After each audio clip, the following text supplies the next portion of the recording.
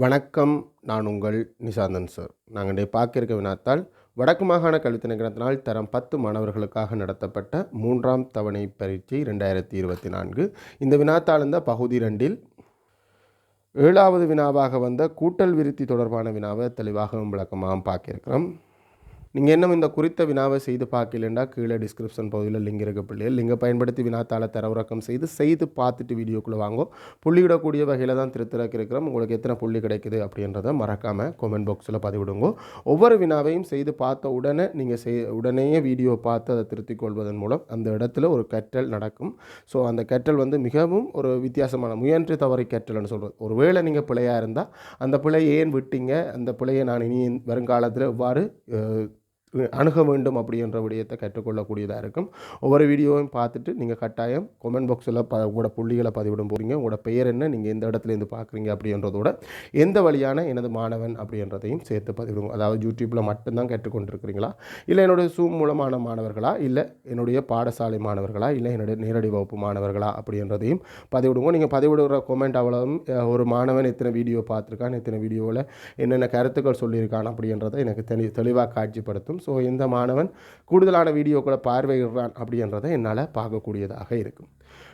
இந்த வீடியோ எனது Zoom மூலமான தரம் 10க்கான கணித வகுப்பு இந்த ரெக்கார்டிங் நீங்களோ இல்லை உங்களோட தம்பி தங்கைகளோ Zoom மூலமான கணித வகுப்புகளுக்கு இணைந்து கொள்கிறோன்னா தாராளமாக இணைந்து கொள்ளலாம். ஒவ்வொரு பாடப்பிறப்பும் இப்போ பேப்பர் கிளாஸ்ன்றது வேறு, பாடப்பிறப்பை சிலபஸ் கிளாஸ்ன்றது வேறு. ஒவ்வொரு பாடப்பிறப்பும் எங்களுக்கு தெளிவாகவும் விளக்கமாகவும் கற்றுக்கொள்ளணும் அப்படின்னா என்னுடைய Zoom மூலமான கணித வகுப்புகளுக்கு இணைந்து கொள்ளுங்க.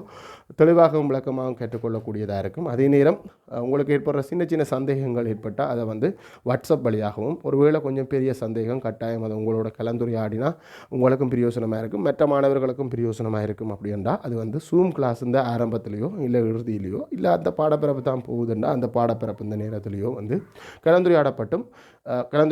இதன் மூலம் உங்களுக்கும் ஒரு தெளிவு கிடைக்கும், மற்ற மாணவர்களுக்கும் பெரிய பயனுள்ளதாக இருக்கும். இணைந்து கொள்கிறேன்டா அது தொடர்பான விவரத்தை என்னிடம் கேட்டும் பெற்றுக்கொள்ளக்கூடியதாக இருக்கும். சரி, வாங்குவோம் கேள்விக்குள்ளே போவோம். வினாயிலக்கம் 7. சரத் ஜனவரி மாதத்தில் ரூபாய் 500 உண்டியலில் இட்டு தனது சேமிப்பை ஆரம்பிக்கின்றான். அடுத்து வரும் ஒவ்வொரு மாதமும் முன்னைய மாதத்தை விட ரூபாய் 150 அதிகமாக இட்டு சேமிப்பை செய்கின்றான். ஒவ்வொரு மாதமும் அந்த மாதத்தில் அவனுடைய செலவுகளை சிக்கனப்படுத்தி சேமிக்கிறான் என்ற மாதிரி யோசிப்பவன் முதல் மாதம் 500 ரூபாவை போட்டு சேமிப்பை துவங்குறான். அடுத்த மாதம் இதை விட போன மாதம் போட்டதை விட 150 ரூபா கூடுதலாக சேமிக்கிறான். அப்போ 650 ரூபா உண்டியல் வர்றான். அடுத்த மாதம் 650ஓடு இன்னும் ஒரு 150 சேர்த்து 800 ரூபா உண்டியல் வர்றான். அப்படியே 150 ரூபாவா அவனுடைய உண்டியல் வர்ற காசு கூடிக்கொண்டு போகுது. ரோமிலக்கம் உண்டு.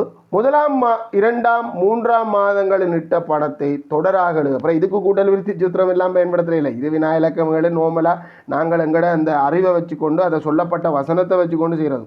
ஓடரில் முறையாக எழுதுக என்று சொன்னால் ஓடரில் முறையே தருக, அப்படி இல்லை தொடராக தருகன்னு சொன்னால் அதைத்தான் சொல்லுவது. முதலாம் மாதம் 500, அது முதலாம் மாதம். அடுத்த மாதம் அதை விட 150 ரூபா கூட, 150 ரூபா கூடண்டா எவ்வளவு 650. அடுத்த மாதம் அதை விட ஒரு 150 ரூபா கூட 800 ரூபா. அடுத்த மாதம் 980 ரூபாண்டு வரும். ஆனால் கேட்டது முதல் 3 மாதங்களிலும் உண்டியல்ல இட்ட பணம் ஓடரில் தந்தாச்சு. வினாயிலக்கம் ரோமிலக்கம் உண்டு. ரோமிலக்கம் 2 என்னென்று பார்ப்போம். ஏதோ ஒரு மாதத்தில் சொல்லி அந்த மாதத்தில் எவ்வளோ சொல்லுவோம். 10வது மாதத்தில் உண்டியலில் இட்ட பணம், அதாவது இங்கே முதலாம் மாதத்தில் உண்டியலில் இட்ட பணம் முதலாம் உறுப்பு, 2ஆம் மாதத்தில் உண்டியலில் இட்ட பணம் 2ஆம் உறுப்பு, 3ஆம் மாதத்தில் உண்டியலில் இட்ட பணம் 3ஆம் உறுப்புண்டா 10வது மாதத்தில் உண்டியலில் இட்ட பணம் 10ஆம் உறுப்பை நாங்கள் காணணும். 2 சூத்திரம் தான் பிள்ளைகள் எங்களுக்கு. எஸ்என்னுக்கு ஒரு சூத்திரம், முதலாவது டிஎன் சூத்திரம். டிஎன் கூட்டல் விருத்தியில் டிஎன் சூத்திரம் சமன் a + n - 1 × d. பெருக்கல் விருத்திலையும் இருக்குது. நாங்கள் பெருக்கல் விருத்தி 11 தான் படிப்போம். அதே மாதிரி எஸ்என் சூத்திரம் எங்களுக்கு முதலாவது n/2 a + l என்ற சூத்திரம் தான் எங்களுக்கு எஸ்என் சூத்திரம். ஆனால் அதில் பிறகு நாங்கள் எல்லுக்கு பதிலாக இந்த எண்ணாம் உறுப்பை பிரதியிடுவதன் மூலம் எங்களுக்கு என்ன ஒரு சூத்திரம் கிடைச்சது, எஸ்என் சமன் n/2. ஏற்கனவே ஒரு ஏ, இங்கால ஒரு ஏ, அப்போ 2a + n - 1 × d என்றது எங்களுடைய எஸ்என்னுக்கான சூத்திரம். பொதுவாக இந்த 2வது சூத்திரத்தை தான் பயன்படுத்துவோம். இப்போ எங்களுக்கு கேட்டது 10வது ரூபா. அப்போ டிஎன் சூத்திரம் முழுசாக எழுதணும் பிள்ளைகள். என்ன சூத்திரத்தை பயன்படுத்துகிறீங்களோ அப்படின்றது தான் மெயின். இதை சூத்திரத்தை பயன்படுத்தாமலும் செய்யலாம். 9 மாதத்துக்கும் 150 ரூபா படி, ஆகவே 500 ரூபா கூட்டி அப்படியெல்லாம் பெறலாம். ஆனால் இந்த சூத்திரத்தை பயன்படுத்தணும்ன்றது தான் எதிர்பார்க்குறாங்க. டிஎன் சமன் a + n - 1 × d என்ற சூத்திரத்தில் T10 காண்றதுக்காக ஏ எண்ணுக்கு பதிலாக 10 போட்டிருக்கோம். ஏ வந்து 500 n-1 10 சய 1 9 வேகமாக போடு. டி வந்து 150 பெருக்கெல்லாம் முன்னுக்கு கூட்டி பெருக்கி போட்டு பெருக்கிறதில்ல, பெருக்கி போட்டு தான் கூட்டுறது. இங்கே 500 அமைதியாக இருக்கும். இங்கே பெருக்கினா 0 45 5 போட்டு 4 மிச்சம் 9 4 13 1350. அதை கூட்டினோம்டா ஆக மொத்தத்தில் 1850 ரூபா. ரூபாய் 1850 இருக்க போது நாங்கள் 10வது நாளில் உண்டியல்ல இட்ட பணம். மூன்றாவது கேள்வி, முதல் 10 மாதங்களிலும் சரத் சேமித்த தொகையை காண்க. முதல் 10 மாதத்திலேயும்டா டோட்டலாக கேள்விடுது. 10 மாதத்திலேயும்டா ஒவ்வொரு உறுப்புகளை நான் கூட்டணும், 10வது உறுப்பு வரைக்கும் கூட்டணும். ஸோ இங்கே எதிர்பார்க்கிறது T10 S10.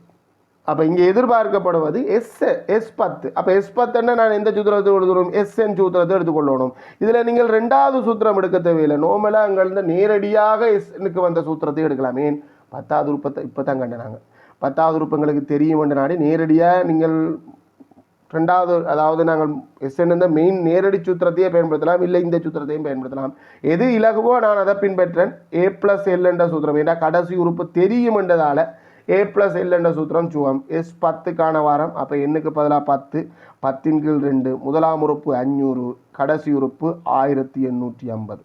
இல்லை நீங்கள் அடுத்ததில் பிரதிவிட்டாலும் இதில் ஒரே விட தான் வரப்போகுது பிள்ளைகள். இதில் சுருக்கி நீங்கள்ட்ட 5. அதே நேரம் வெட்டக்கூடியதாக இருந்தால் மட்டும்தான் வெட்டணும். உள்ள பிரேக்கெட்டுக்குள்ளே இருக்கிறதையும் சுருக்கி முடிக்கணும். 0 5 13 3 போட்டு 1 மிச்சம் 1 2 2 2 2350. அது 5ஆல் பெருக்கணும். 0 25 5 போட்டு 2 மிச்சம் 15 2 17 7 போட்டு 1 மிச்சம் 10 11. ஆக மொத்தத்தில் இவர் அந்த குறித்த 10 மாதத்திலேயும் சேமித்த பணம் எவ்வளோ இருக்க போகுது? ரூபாய் 11,750 இருக்க போகுது. 4வது கேள்வி, ஒரு வருட முடிவில் சரத் தனது சேமிப்பு பணத்தை கொண்டு, ஒரு வருடம் என்றால் 12 மாதம் என்ன, ஒரு வருட முடிவில் சரத் தனது சேமிப்பு பணத்தை கொண்டு ரூபாய் 15,000 பெறுமதியான கடிகாரம் ஒன்றை வாங்குவதற்கு அப்பணத்தொகையின் போதுமானது என காரணங்களுடன் காட்டுக. இப்போ ஒரு சின்ன சிக்கலும் இருக்குது. இப்போ ஒரு வருட முடிவில் இவர் உண்டியல்ல எத்தனை தடவை ஜனவரி மாதம் 500 ரூபாவை விட்டு ஸ்டார்ட் பண்ணுறாண்டா டிசம்பரோட முடிக்கிறாரா, இல்லை அடுத்த ஜனவரியையும் கவுண்ட் எடுக்கிறோமா? அடுத்த ஜனவரி என்றது ஜனவரி 1 தானே. இங்கே 12 மாதத்தை தான் நாங்கள் கவுண்ட் எடுத்து பார்க்கணும். ஒரு வருடம்ன்றது 12 மாதம் தான். ஸோ மொத்தமாக 12 மாதத்திலேயும் இவர் உண்டியலில் சேர்த்த பணம் அப்படின்னு வரும்போது கட்டாயம் இந்த முறை S12 காண வேண்டியிருக்கு. இப்போ 2வது சூத்திரம் தான் எடுத்துக்கொள்ளணும். ஏன், எங்களுக்கு இதுவரைக்கும் எது தெரியாது, 12ஆம் உறுப்பை நாங்கள் இல்லைன்னா அதை கண்டு வரலாம். ஆனால் அது தேவையில்லாத வேலை. நாங்கள் நேரடியாக S12 இதில் போட்டுடலாம். 12 கீழ் 2 2 தர ஏக்கு வந்து 500 சக n-1 11 தர 150 டி வந்து ரைட். இதில் வந்து நாங்கள் வெட்டுப்படக்கூடியதாக இருக்கிறதால வெட்டுற பிள்ளைகள், வெட்டுப்பட முடியாட்டி வெட்டக்கூடாது. இங்கே 2 பெருக்களையும் தனித்தனியாக பெருக்கணும். ஏன் இதில் 11 வேகமாக போட்டேன்? n12 n-1 11. அது ஒரு கோவை. அந்த கோவைக்கான பெருமானம் எனக்கு தெரியுமெண்டா போட்டுருவணும். இங்கே 1000.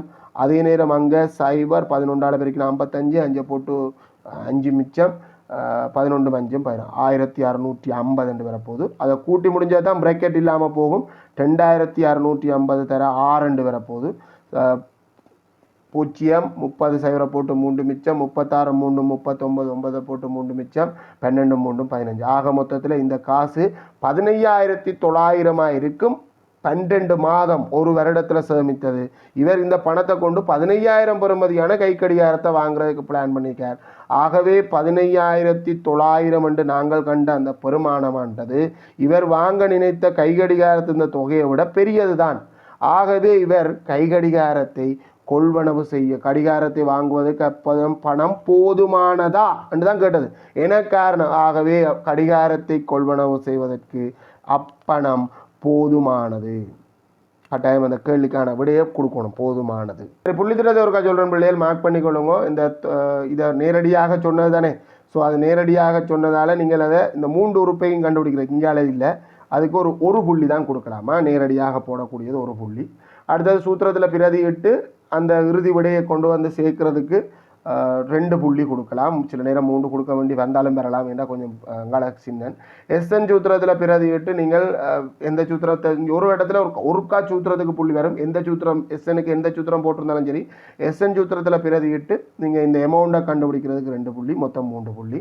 இங்கே அந்த தொகையை கண்டுபிடிக்கிறதுக்கு நான் 3 புள்ளி தந்து அது ஒப்பிட்டு கொடுத்து அந்த விட போதுமானது அப்படின்று சொல்கிறதுக்கு 1 புள்ளி தாரன். உண்மையாச்சுன்னா இப்படி கொஞ்சம் கூடி போச்சு, 1 புள்ளி குறைச்சி தான் கொடுக்கணும், 3 புள்ளி தான் மேக்ஸிமம். நான் 2 புள்ளியே கொடுத்தாலும் பிரச்சனை இல்லை, ஆனால் 3 புள்ளி கொடுத்ததே இங்கே 10 புள்ளி கொடுத்தே ஆகணுமே. ஸோ இங்கே 7 அங்கே இங்கே 6 அங்கே கட்டாயம் அப்போ நான் எத்தனை வந்தாகணும், 4 வந்து தான் ஆகணும். வேணுமெண்டா இதுக்கு 2ம் அதுக்கு 3ம் கொடுத்துக்கொள்ளலாம். 10க்கு உங்களுக்கு எத்தனை புள்ளி அப்படின்ற ஸ்கீம் வேறுபடட்டும் பிள்ளைகள், எங்களுக்கு செய்ய தெரிஞ்சால் போதும், ஸ்கீமை பார்க்க வேண்டியது. ஸ்கீம் போடுற அந்த நோக்கம் என்ன, எந்த இடத்துல ஒரு பிள்ளைக்கு திருத்தினாலும் ஒரே புள்ளி வரணுமன்றதுக்கு தான் ஸ்கீம் போடுறது.